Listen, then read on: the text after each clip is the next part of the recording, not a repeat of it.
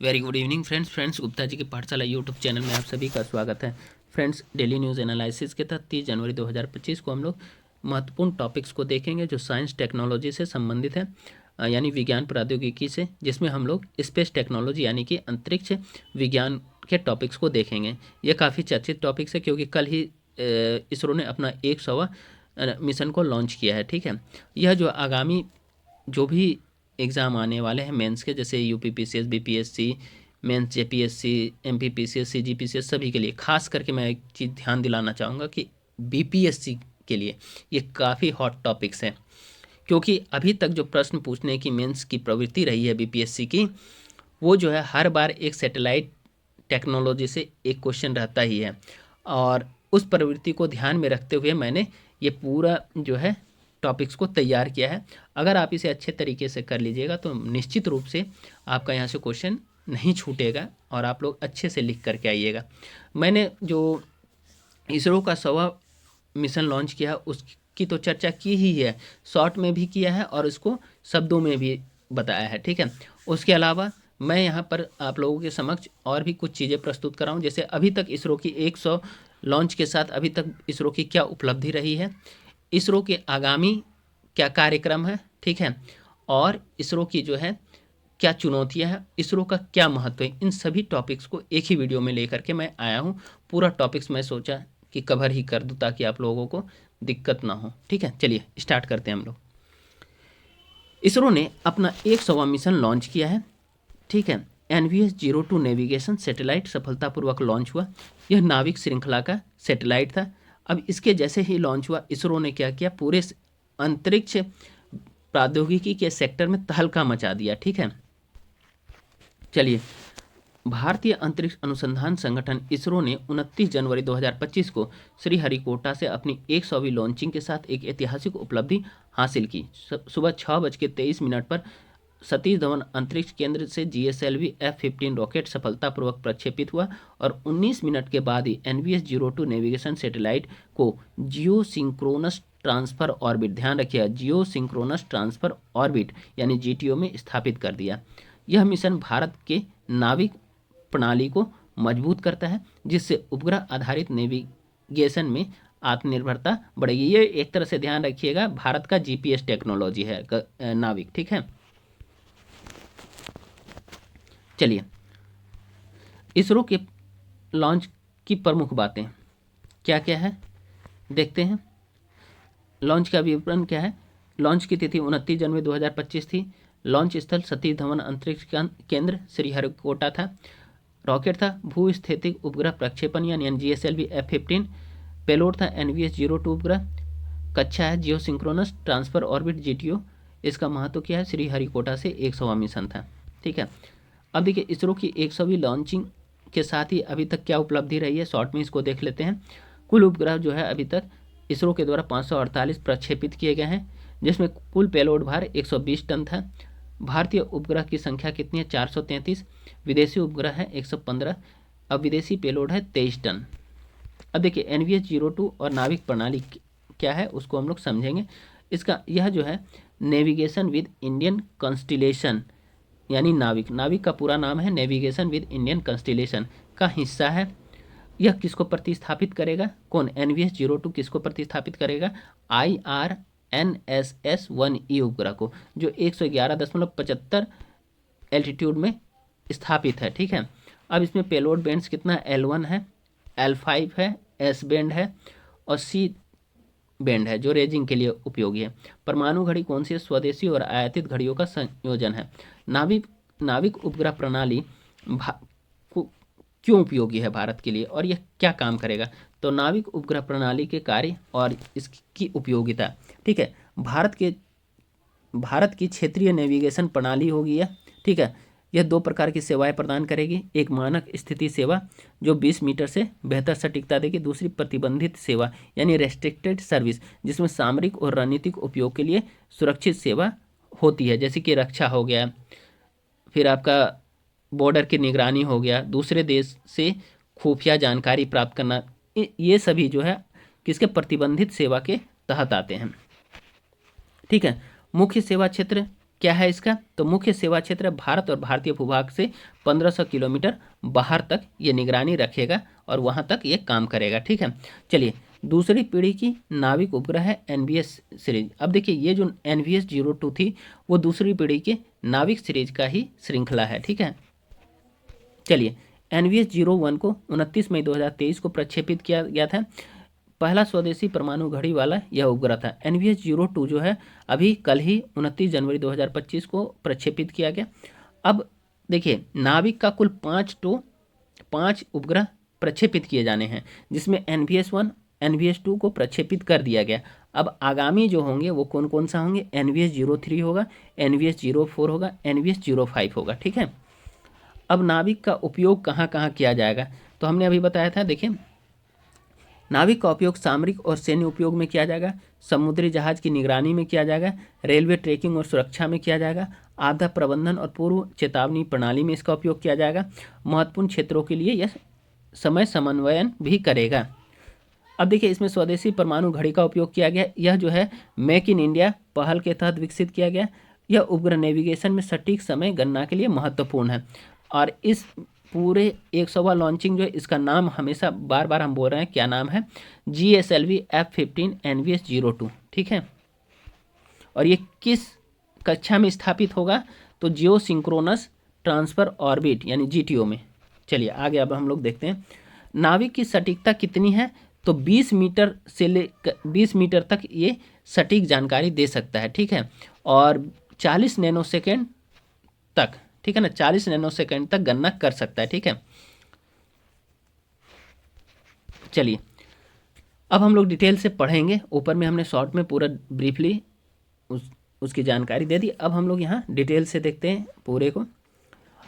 इसरो का 100th mission launch, यानी इसरो का 100वां मिशन लॉन्च हुआ, जिसका जो नाविक श्रृंखला से संबंधित है। ठीक है, नाविक सैटेलाइट का उद्देश्य जो है भारत और इसके आसपास के क्षेत्रों में उन्नत नेविगेशन सेवाएं प्रदान करना है। ठीक है, भारतीय अंतरिक्ष अनुसंधान संगठन इसरो ने 2025 में अपने पहले मिशन के रूप में महत्वपूर्ण उपलब्धि हासिल की है। इसरो ने बुधवार यानी 29 जनवरी 2025 को सुबह सफलतापूर्वक एक नया नेविगेशन सैटेलाइट लॉन्च किया। यह मिशन इसरो के 100वें मिशन के रूप में इतिहास में दर्ज हो गया। ठीक है, इस उपलब्धि को तत्कालीन अध्यक्ष S सोमनाथ के नेतृत्व में पूरा किया गया। इस सैटेलाइट का उद्देश्य भारत और इसके आसपास के क्षेत्रों में उन्नत नेविगेशन सेवाएं प्रदान करना है। ठीक है, यह मिशन श्रीहरिकोटा सतीश धवन अंतरिक्ष केंद्र से GSLV F-15 कितना F-15, ठीक है, F-15 रॉकेट के माध्यम से लॉन्च किया गया।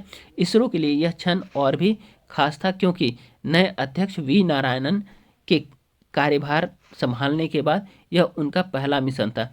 उन्होंने 13 जनवरी 2025 को पदभार ग्रहण किया था। इससे पहले 30 दिसंबर 2024 को इसरो ने अपना 99वां मिशन पूरा किया। 99वां मिशन कौन था, स्पेडेक्स था, ध्यान रखिएगा, क्या नाम था, स्पेडेक्स। ठीक है, इसका मैंने 25 जनवरी 2025 के वीडियो में विस्तृत चर्चा किया है, आप लोग जाकर के देख सकते हैं 25 जनवरी वाला वीडियो को। ठीक है, डेली न्यूज़ एनालिसिस में। तो देखिए ये 99वां मिशन भी इससे पहले पूरा किया गया था 30 दिसंबर को, जिसमें अंतरिक्ष में 2 यानों को जोड़ने का सफल प्रयोग किया गया था। ठीक है, यानी डॉकिंग और अनडॉकिंग का प्रयोग किया गया था इसमें। चलिए GSLV रॉकेट 17वीं उड़ान थी। GSLV की कौन सी उड़ान थी, 17वीं उड़ान थी, और यह इसरो का 100वां लॉन्च था, जिसका नाम GSLV F-15 और मिशन था NVS 02। ठीक है, यह जो है नाविक सिस्टम का हिस्सा है। कौन, NVS 02। यह नया सैटेलाइट भारत के स्वदेशी नेविगेशन सिस्टम है, जिसका नाम है नेविगेशन विद इंडियन कॉन्स्टेलेशन, यानी नाविक का हिस्सा है। नाविक भारत का अपना GPS जैसा नेविगेशन सिस्टम है, जो 1500 किलोमीटर के दायरे में सटीक नेविगेशन सेवाएं प्रदान करता है। इस सिस्टम का पहला सैटेलाइट NVS 01 23 मई 2023 को लॉन्च किया गया था, 29 मई 2023 को। ठीक है, नया सैटेलाइट NVS 02 जो है नाविक के तहत दूसरा सैटेलाइट है। चलिए यह GSLV रॉकेट की 17वीं उड़ान थी, जिसमें स्वदेशी क्रायोजेनिक इंजन का इस्तेमाल किया गया। लॉन्च के करीब 19 मिनट के बाद ही सैटेलाइट सफलतापूर्वक समकालिक स्थानांतरण कक्षा यानी जियो सिंक्रोनस ट्रांसफर ऑर्बिट में स्थापित कर दिया गया, जीटीओ में। ठीक है, सैटेलाइट की खासियत क्या क्या है NBS-2 की? NBS-2 कई महत्वपूर्ण कार्यों में सहायक है। यह भूमि, वायु और समुद्र में नेविगेशन सेवाओं को बेहतर बनाएगा। साथ ही यह कृषि क्षेत्र में किसानों को सटीक जानकारी प्रदान करने में, जहाज़ों और वाहनों की निगरानी में मदद करेगा। मोबाइल लोकेशन सेवाओं को सुदृढ़ करेगा यानी मजबूत करेगा। इसके अलावा यह सैटेलाइट IoT यानी इंटरनेट ऑफ थिंग्स आधारित एप्लीकेशन और आपातकालीन सेवाओं में भी उपयोगी साबित होगा। भारत की बढ़ती अंतरिक्ष शक्ति। NVS-02 सैटेलाइट को बेंगलुरु के UR राव सैटेलाइट सेंटर में तैयार किया गया। इसका वजन 2250 किलोग्राम था। इसमें L1 L5 S बैंड में नेविगेशन पेलोड लगे हैं। ठीक है, अब इसमें किस प्रकार के एंटीना का उपयोग किया गया? तो इसमें ट्राई बैंड एंटीना का उपयोग किया गया जो काफ़ी उन्नत है। ठीक है, नाविक सिस्टम में कुल 5 सैटेलाइट लॉन्च होंगे। अभी हमने NVS-1 के बारे में पढ़ा, NVS-2 और अभी 3 जो है भविष्य में, और NVS-3, NVS-4, NVS-5 लॉन्च होने हैं। ठीक है, तो इस प्रकार के जो लॉन्चिंग है भारत को नेविगेशन के क्षेत्र में आत्मनिर्भर बनाएंगे। इसरो का जो यह मिशन था, इसकी उपलब्धि और इसका महत्व क्या है, इसको भी देख लेते हैं। इसरो का यह 100वां मिशन न केवल भारत के अंतरिक्ष क्षेत्र में बढ़ती क्षमता को दर्शाता है, बल्कि देश की तकनीकी रूप से और मजबूत बनाता है, देश को तकनीकी रूप से भी और मजबूत बनाता है। नाविक सिस्टम के माध्यम से भारत ने अंतरिक्ष विज्ञान और प्रौद्योगिकी के क्षेत्र में आत्मनिर्भरता की ओर एक और कदम बढ़ाया है। ये टॉपिक्स खत्म हो गया। अब हम देखेंगे, अब 100 लॉन्च तो भारत का हो गया। अब आगे हम लोग देखेंगे कि अब तक इसरो का सफ़र कैसा रहा, अब तक उन्होंने कौन कौन से महत्वपूर्ण मिशन को लॉन्च किया है और कितना सफल रहा, यानी कुल मिलाकर के उपलब्धि क्या है, इसरो के बारे में अब जानेंगे। ठीक है, तो पूछ सकता है कि अभी तक 100 मिशन के लॉन्चिंग के साथ अभी तक इसरो की उपलब्धि की चर्चा कीजिए, या फिर इसका महत्व क्या है इसरो का, इसरो के लिए क्या चुनौती है, इस तरह के क्वेश्चन बनाएंगे। तो आगे हम लोग इन्हीं चीज़ों को देखेंगे। चलिए, भारतीय अंतरिक्ष अनुसंधान संगठन यानी इसरो की प्रमुख उपलब्धियां और महत्वपूर्ण अंतरिक्ष मिशन। इसरो ने अंतरिक्ष प्रौद्योगिकी में महत्वपूर्ण प्रगति की है। 100 अंतरिक्ष मिशन यानी GSLV F-15 NVS-02 लॉन्च के साथ साथ उसने स्पेडेक्स मिशन, चंद्रयान-3 की चंद्रमा पर लैंडिंग, मंगल ऑर्बिट मिशन यानी MOM और भारत की पहली सौर वेधशाला आदित्य L1 को लॉन्च करने जैसे महत्वपूर्ण मील के पत्थर हासिल किए हैं। गगनयान मिशन मानव अंतरिक्ष अन्वेषण में भारत के भविष्य के लिए एक मंच तैयार करता है। अब देखिए, इसरो की कुल कितने सालों की जर्नी हो गई है, तो ये 15 अगस्त 1969 को इसकी जो है इसरो की स्थापना हुई थी। ठीक है, तब से लेकर के आज तक, ठीक है, यानी लगभग 55-56 सालों में इन्होंने यह उपलब्धि हासिल की है। तो इन्होंने इन 55-56 सालों में कई महत्वपूर्ण जो है लॉन्च की या उपलब्धि हासिल की, वही यहाँ पर बताया जा रहा है कि जैसे कि आपका GSLV F-15 कर लिया, स्पेडेक्स मिशन था, चंद्रयान-3 था, मंगल ऑर्बिट मिशन था। ठीक है, पहली सौर वेधशाला आदित्य L1 जैसे महत्वपूर्ण कई पड़ाव को इसरो ने पार किया है। अब देखिए, मील के पत्थर को इन्होंने हासिल किए हैं। गगनयान मिशन मानव अंतरिक्ष अन्वेषण में भारत के भविष्य के लिए मंच तैयार करता है। गगनयान मिशन अभी आने वाली है, वह भी भारत का भविष्य को तय करेगा या तैयार करेगा। ठीक है, अब देखिए, भारत में आधुनिक अंतरिक्ष कार्यक्रम, थोड़ा थोड़ा सबके बारे में हम लोग जानेंगे। भारत में आधुनिक अंतरिक्ष कार्यक्रम के जनक जो थे डॉक्टर विक्रम साराभाई थे। भारतीय अंतरिक्ष कार्यक्रम का प्राथमिक उद्देश्य राष्ट्रीय हित में अंतरिक्ष तकनीक एवं उसके अनुप्रयोगों का विकास करना है। भारत ने जब अपने अंतरिक्ष कार्यक्रम की शुरुआत की थी तो कई विकसित देशों ने इसका मजाक बनाया था, परंतु भारत ने अपने कम बजट में भी उच्च अंतरिक्ष तकनीक को हासिल करने में सफलता प्राप्त की और आज वह शेष विश्व के साथ, ठीक है, श्रेष्ठ अंतरिक्ष तकनीक वाले देशों की कतार में शामिल है। ठीक है, इसरो के बारे में अब हम लोग पढ़ेंगे। भारतीय अंतरिक्ष अनुसंधान संगठन इसरो ने 1969 में अपनी स्थापना के बाद अनेक उपलब्धियां हासिल की है। उपग्रह प्रक्षेपण से लेकर अंतर्ग्रहीय मिशनों तक विभिन्न क्षेत्रों में इसकी महत्वपूर्ण उपलब्धियां रही है। ठीक है, इसे अंतरिक्ष अनुसंधान के लिए देश में प्रथम प्रधानमंत्री जवाहरलाल नेहरू और उनके करीबी सहयोगी और वैज्ञानिक विक्रम साराभाई के प्रयासों से स्थापित किया गया। इसे भारत सरकार के स्पेस डिपार्टमेंट द्वारा प्रबंधित किया जाता है, जो सीधे भारत के प्रधानमंत्री को रिपोर्ट करता है।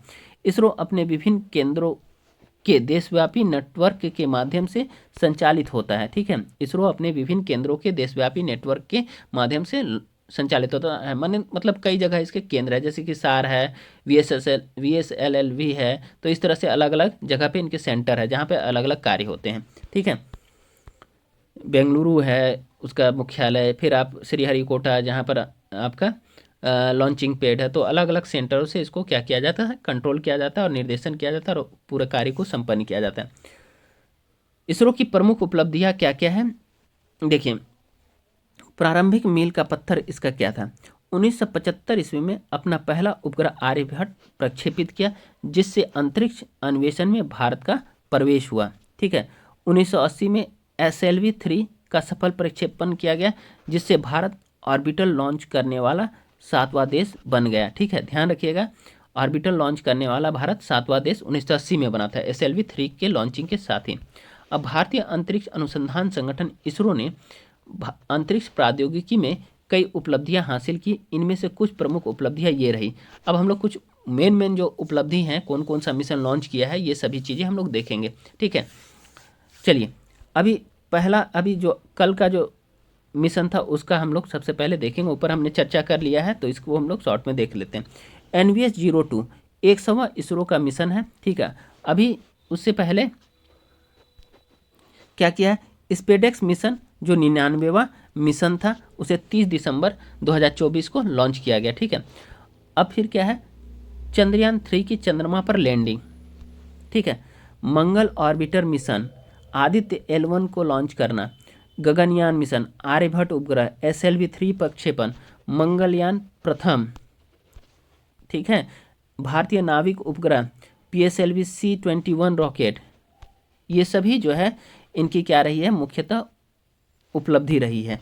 ठीक है, अब चलिए इन उपलब्धियों को अब हम लोग एक एक करके देखेंगे। चलिए, इसरो की कुछ और उपलब्धियां भी हैं, क्या क्या है। इसरो ने कई उपग्रहों को बनाया और लॉन्च किया है। इसरो ने उपग्रहों के जरिए दूरसंचार, टेलीविज़न, टेलीमेडिसिन, ब्रॉडबैंड, रेडियो, आपदा प्रबंधन, खोज और बचाव अभियान जैसी सेवाएं भी दी है। इसरो ने भू पर्यवेक्षण के क्षेत्र में भी अहम काम किया है। ठीक है, अब देखिए, इसरो ने उपग्रह आधारित नौवहन यानी नेविगेशन के क्षेत्र में भी काम किया है। तो ये सभी काम जो है इसरो के रहे हैं। पूरा टॉपिक्स कवर कर दिया है दोस्तों मैंने। अब देखिए, अब तक का जो महत्वपूर्ण उपलब्धि और महत्वपूर्ण प्रक्षेपण रहा उसको हम लोग देखेंगे, कौन कौन सा महत्वपूर्ण प्रक्षेपण भारत का रहा है, एक एक करके देखते हैं। उपग्रह प्रक्षेपण 1982 ईस्वी में भारतीय राष्ट्रीय उपग्रह प्रणाली का पहला उपग्रह इनसेट 1A प्रक्षेपित किया गया। 1982 ईस्वी में प्रथम भारतीय राष्ट्रीय उपग्रह प्रणाली का पहला उपग्रह इनसेट 1A को प्रक्षेपित किया गया। फिर 1991 में IRS-1 भी तैनात किया गया, जिससे सुदूर संवेदन क्षमताओं में वृद्धि हुई।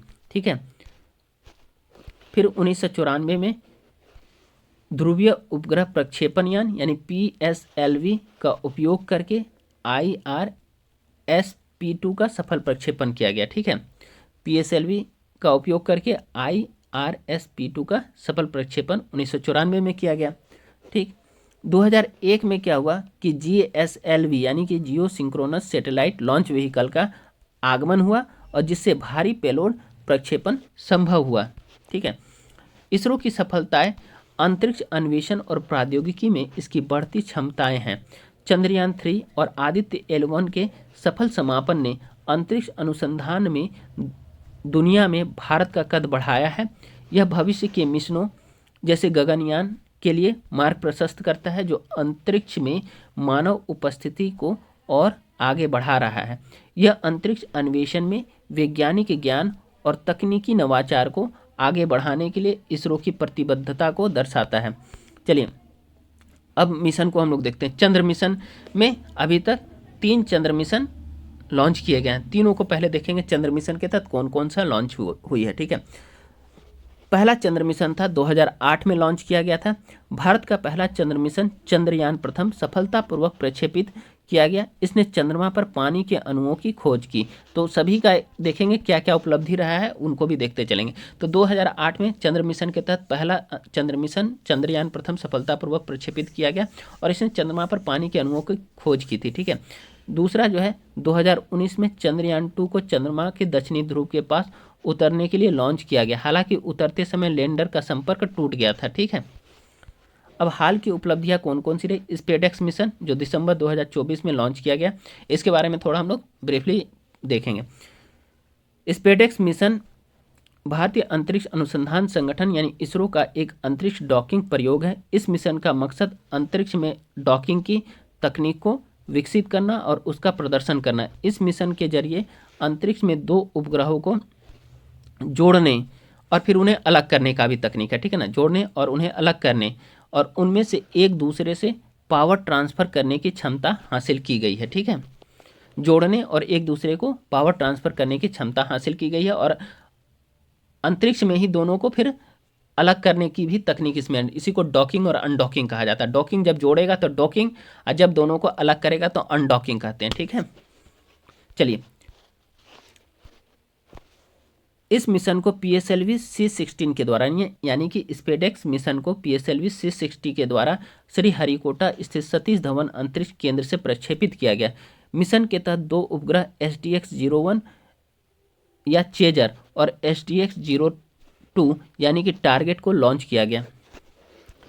स्पेसएक्स मिशन की कुछ खास बातें हैं। यह मिशन अंतरिक्ष स्टेशन बनाने, उपग्रहों की मरम्मत करने और ईंधन भरने जैसे कामों में मदद करेगा। स्पेसएक्स मिशन में 2 छोटे उपग्रहों को डॉक किया गया था। इस मिशन में डॉकिंग और अनडॉकिंग युद्धाभ्यास किया गया। ठीक है, यानी परीक्षण किया गया। इस मिशन में स्पेसएक्स मिशन में डॉक किए गए अंतरिक्ष यानों के बीच पावर ट्रांसफर की प्रक्रिया का टेस्ट किया गया। इस मिशन में कई तरह के प्रयोग किए गए जिसमें मलबा पकड़ने वाली रोबोटिक भुजा और पौधों का अध्ययन भी शामिल था। इसरो ने स्पेसएक्स मिशन को 30 दिसंबर 2024 को आंध्र प्रदेश के श्रीहरिकोटा के सतीश धवन स्पेस सेंटर से लॉन्च किया गया था। देख लीजिए यहाँ थोड़ा डिटेल में चले गए हैं क्योंकि ताकि जो है ये भी टॉपिक्स कवर हो जाए आप लोगों का। चलिए अब और भी हम मिशन देखेंगे कौन कौन सा मिशन इसरो का रहा है। चंद्रयान 3 का सफलतापूर्वक प्रक्षेपण 23 अगस्त 2023 को चंद्रमा के दक्षिणी ध्रुव पर सॉफ्ट लैंडिंग के द्वारा पूरा हुआ। 2 सितंबर 2023 को भारत का पहला सौर वेधशाला मिशन आदित्य L1 को लॉन्च किया गया।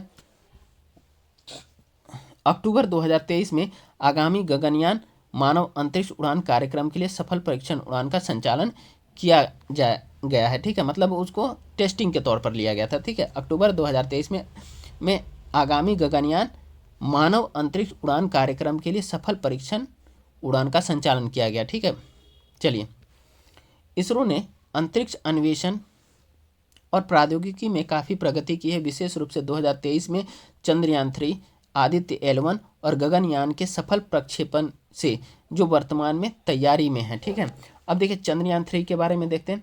चंद्रयान 3 14 जुलाई 2023 को लॉन्च किया गया था। चंद्रयान 3 ने 23 अगस्त 2023 को चंद्रमा के दक्षिणी ध्रुव पर सॉफ्ट लैंडिंग करके इतिहास रच दिया। इस मिशन ने भारत को उस क्षेत्र में सॉफ्ट लैंडिंग करने वाला पहला देश और दुनिया का चौथा देश बना दिया है जिसने चंद्रमा पर लैंड किया। इसके उद्देश्यों में से एक चंद्र सतह पर सुरक्षित रूप से उतरने और अन्वेषण के लिए रोवर तैनात करने की क्षमता का प्रदर्शन करना था। ठीक है, उल्लेखनीय रूप से इसने ऐसे प्रयोग किए जिनसे सल्फर की अस्तित्व को साबित किया गया और चंद्र सतह का तापमान गहराई प्रोफाइल प्राप्त किया गया। ये चंद्रयान 3 की उपलब्धि भी है। अब हाल ही में आदित्य L1 को भी लॉन्च किया गया था 2023 में। चंद्रयान 3 के कुछ सप्ताह के बाद ही इसरो ने 2 सितंबर 2023 को आदित्य L1 को लॉन्च किया।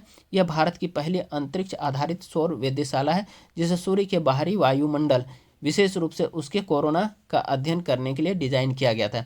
इसे लैग्रेंज बिंदु L1 पर रखा गया ताकि यह पृथ्वी से किसी भी हस्तक्षेप के बिना सूर्य का निरंतर दृश्य बनाए रखे। आदित्य L1 का प्राथमिक उद्देश्य क्या है?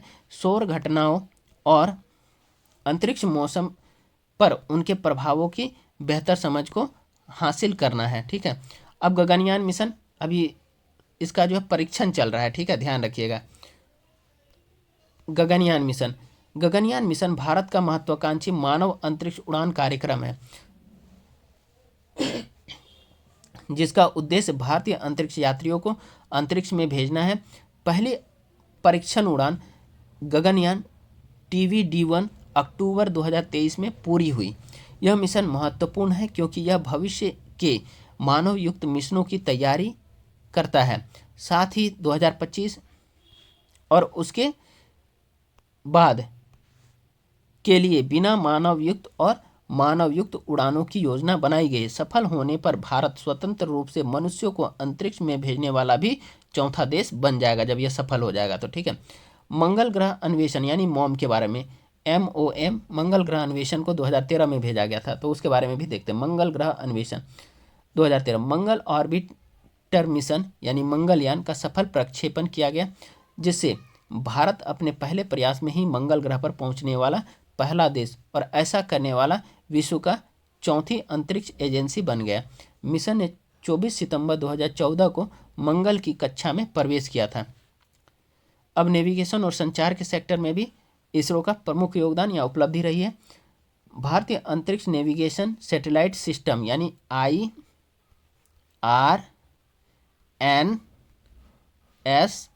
याद रखिएगा। ठीक है, भारतीय क्षेत्रीय नेविगेशन सैटेलाइट सिस्टम IRNSS विकसित किया गया, जिससे क्षेत्रीय स्थिति निर्धारण क्षमताओं में वृद्धि हुई।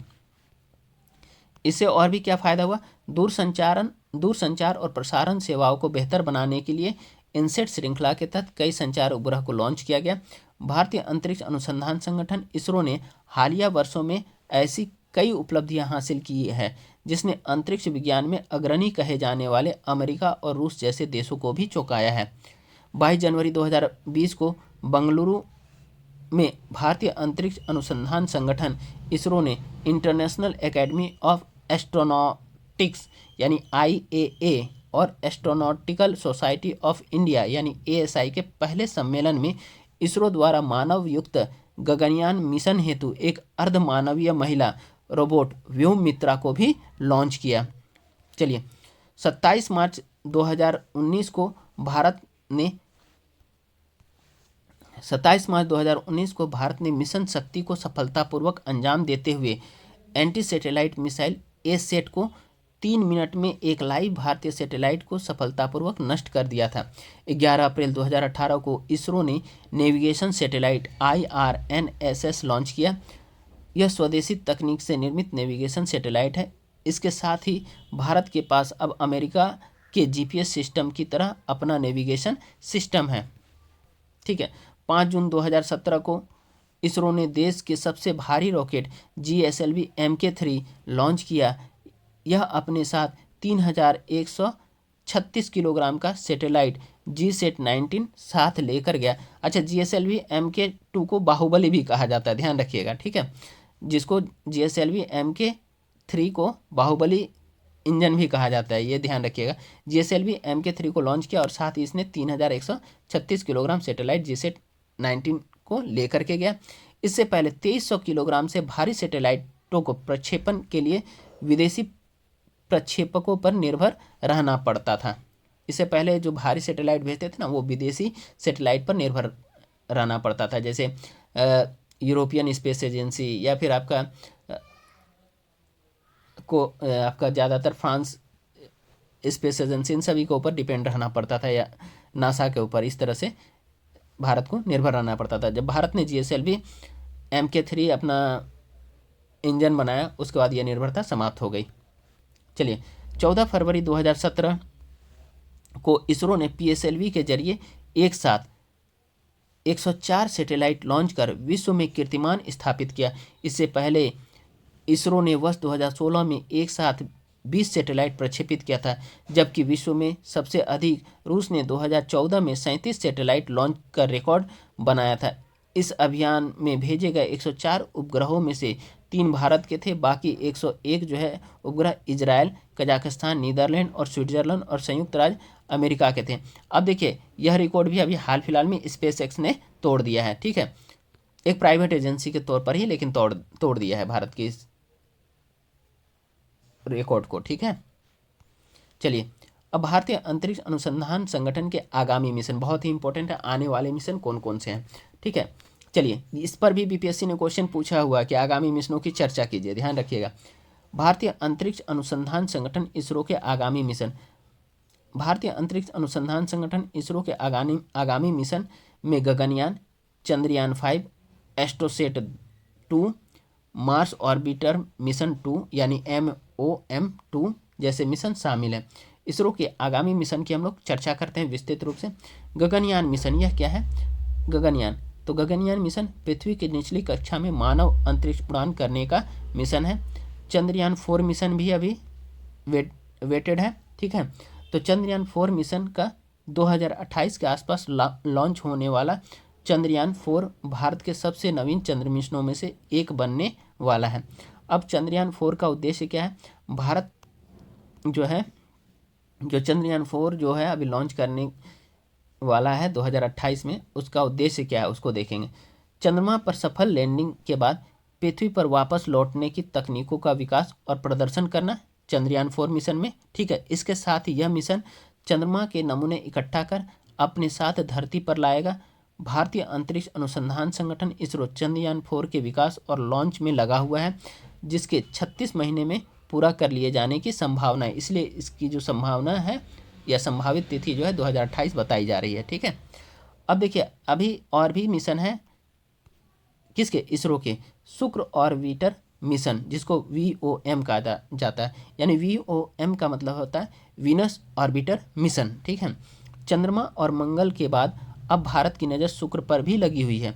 शुक्र ऑर्बिटर मिशन यानी वीनस ऑर्बिटर मिशन का मुख्य उद्देश्य शुक्र के वातावरण और भूगर्भ का वैज्ञानिक अन्वेषण करना है। इस मिशन को मार्च 2028 में लॉन्च करने की योजना है। एस्ट्रोसेट 2 सभी आगामी मिशन है, ध्यान रखिएगा। भारत का दूसरा समर्पित multi wavelength space telescope AstroSat 2 है, ठीक है। फिर देखिए मार्स ऑर्बिटर मिशन 2, ये भी आगामी जो मिशन है वो है, ठीक है। आगामी मिशन है मार्स ऑर्बिटर मिशन 2, ठीक है। मंगल ग्रह पर लॉन्च होने वाला भारत का दूसरा अंतर्राष्ट्रीय मिशन है। इसरो के कुछ और मिशन जैसे कि वीनस ऑर्बिटर मिशन, भारतीय अंतरिक्ष स्टेशन स्पेडेक्स मिशन तो हो चुका है, ठीक है। ये सभी जो है एवेटेड है, ठीक है। अब चलिए भारत का अपना स्पेस स्टेशन को स्थापित करने का भी लक्ष्य रखा गया है, ठीक है। भारत ने अपना स्पेस स्टेशन जो है स्थापित करने का भी लक्ष्य रखा है, ठीक है। चलिए कैबिनेट ने भारतीय अंतरिक्ष स्टेशन यानी भारतीय अंतरिक्ष स्टेशन के निर्माण को भी मंजूरी दी है, जो पूरी तरह से वैज्ञानिक अनुसंधान के लिए समर्पित होगा। फिलहाल केवल 2 अंतरिक्ष स्टेशन कार्यरत है, एक अमेरिका का अंतरिक्ष स्टेशन और चीन का तियांगोंग अंतरिक्ष स्टेशन, ठीक है। 2 ही है अभी पूरे विश्व में, 2 ही अंतरिक्ष स्टेशन है, एक अमेरिका का अंतर्राष्ट्रीय अंतरिक्ष स्टेशन है और चीन का दूसरा है तियांगोंग अंतरिक्ष स्टेशन। कैबिनेट ने भारतीय अंतरिक्ष स्टेशन के पहले मॉड्यूल यानी BAS-1 के विकास और उसके संचालन के लिए आवश्यक तकनीकों के परीक्षण मिशनों को मंजूरी दी है, ठीक है। उम्मीद की जा रही है कि साल 2035 तक भारत का अपना स्पेस स्टेशन होगा। अब इसरो का महत्व क्या है? इसरो का महत्व यह है, देखिए भारतीय अंतरिक्ष अनुसंधान संगठन इसरो ने अंतरिक्ष प्रौद्योगिकी के विकास और अनुप्रयोग में अहम भूमिका निभाई है। इसरो की वजह से भारत की सामाजिक और आर्थिक स्थिति में सुधार हुआ है। इसरो के उपग्रहों का इस्तेमाल कई क्षेत्रों में किया जाता है। इसरो ने अंतरिक्ष प्रौद्योगिकी के क्षेत्र में कई उपलब्धियां हासिल की है। इसरो ने चंद्रमा और मंगल पर मिशन भेजे। इसरो ने गगनयान मिशन शुरू किया। Chandrayaan 4, MOM-2 mission, VOM mission, अंतरिक्ष केंद्र 2035 आदि आगामी कार्यक्रम का लक्ष्य रखा है। इसरो ने उपग्रह संचार, मौसम पूर्वानुमान, ये सभी महत्व है, ध्यान रखिएगा। इसरो ने उपग्रह संचार, मौसम पूर्वानुमान, आपदा प्रबंधन और कृषि जैसी कई क्षेत्रों में काम किया। इसरो ने भू पर्यवेक्षण के क्षेत्र में भी अहम काम किया है। इसरो ने उपग्रह आधारित नौवहन के क्षेत्र में भी काफ़ी काम किया है। इसरो ने रीयूजेबल लॉन्च व्हीकल विकसित किया है। ठीक है। इसरो की स्थापना डॉक्टर विक्रम साराभाई ने की थी। उन्हें भारतीय अंतरिक्ष कार्यक्रम का जनक भी कहा जाता है। चलिए, इसरो अंतरिक्ष कार्यक्रम के सामने कई चुनौतियां भी हैं, उसको हम लोग एक एक करके देखेंगे। तो इसरो की क्या चुनौतियां हैं, इसको हम लोग देख रहे हैं। इसरो अंतरिक्ष कार्यक्रम के सामने कई चुनौतियां, जिनमें से कुछ ये हैं। मानव अंतरिक्ष उड़ान के लिए तकनीकियों का अभाव है। ठीक है। बजट की कमी होना। तीसरा चुनौती है प्रक्षेपण वाहनों और उपग्रहों के घटकों के लिए पश्चिम पर निर्भरता। विनियामक स्पष्टता का अभाव।